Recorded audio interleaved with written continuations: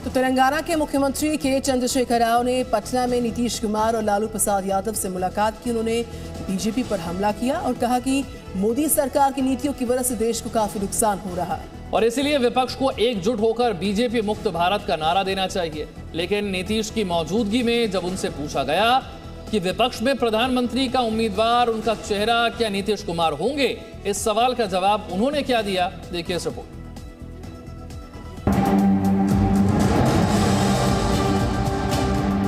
जितने भी विपक्षी दल है देश में, सारे एकजुट होकर ताकत जुटाकर बीजेपी मुक्त भारत का नारा देना चाहिए।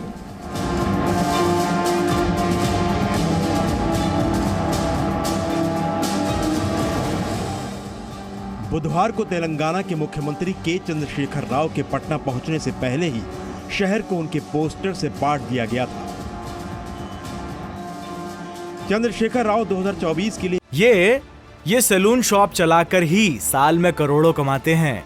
आपको कमाना है, इनसे सीखना है तो फ्रीडम ऐप को अभी डाउनलोड करो। बीजेपी और पीएम मोदी के खिलाफ विपक्ष को एकजुट करने की कोशिश में जुटे हुए हैं। इसी मुहिम के तहत उन्होंने पटना में सबसे पहले मुख्यमंत्री नीतीश कुमार से मुलाकात की। इस मुलाकात के बाद दोनों ने ज्वाइंट प्रेस कॉन्फ्रेंस की। इस प्रेस कॉन्फ्रेंस में के चंद्रशेखर राव ने 2024 के लिए बीजेपी मुक्त का नारा दिया।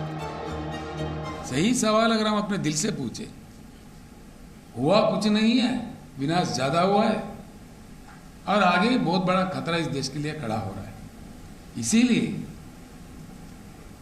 हम एक ही आवाज आज नीतीश जी से मिलने के बाद, जो बातचीत करने के बाद, नीतीश जी का भी मन है, मुझे भी उन्होंने आदेश दिया है, जितने भी विपक्षी दल है देश में, सारे एकजुट होकर ताकत जुटाकर, शक्ति जुटाकर बीजेपी मुक्त भारत का नारा देना चाहिए और बीजेपी मुक्त भारत को हासिल करना चाहिए।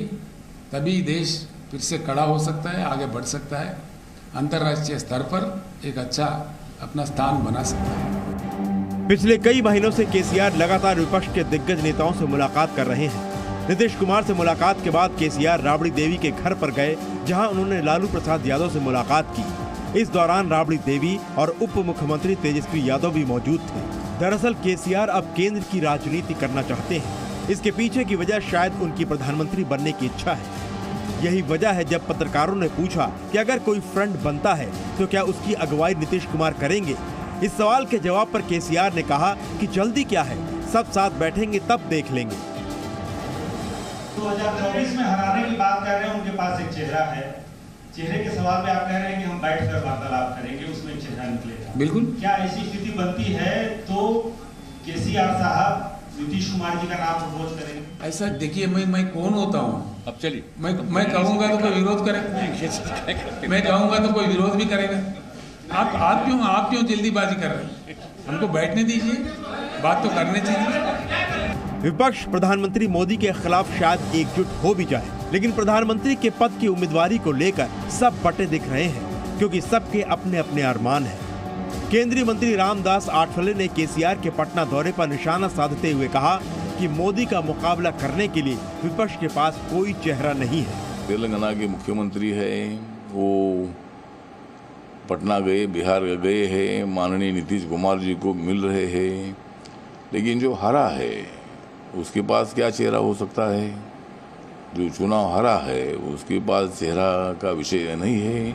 केसीआर की तरह एनसीपी सुप्रीमो शरद पवार के भी दिल्ली की सत्ता पाने के बड़े ख्वाब हैं। शरद पवार का भी ताजा बयान सामने आया है।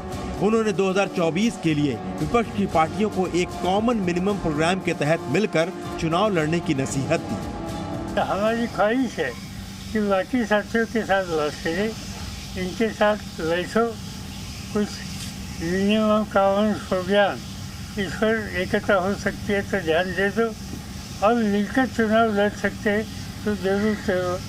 देश की जनता को परिवर्तन चाहिए। शरद पवार के बयान के बाद बीजेपी ने तंज किया, कहा विपक्ष के नेताओं का एक ही कॉमन मिनिमम प्रोग्राम है और वो है प्रधानमंत्री की कुर्सी।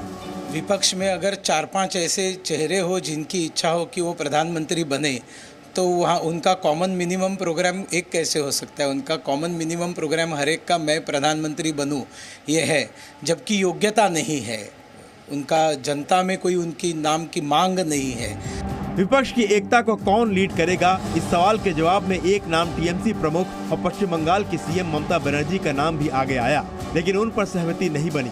अब ममता बनर्जी ने आरएसएस पर डोरे डालने शुरू कर दिए हैं। ममता कह रही हैं कि आरएसएस में सभी बुरे नहीं हैं। आरएसएस এর নাম করে আরএসএস এত খারাপ ছিল না এবং এত খারাপ বলে আমি বিশ্বাস করি না। এখন ওদের মধ্যে কিছু ভদ্রলোক আছে যারা বিজেপি কে এভাবে করে না সাপোর্ট।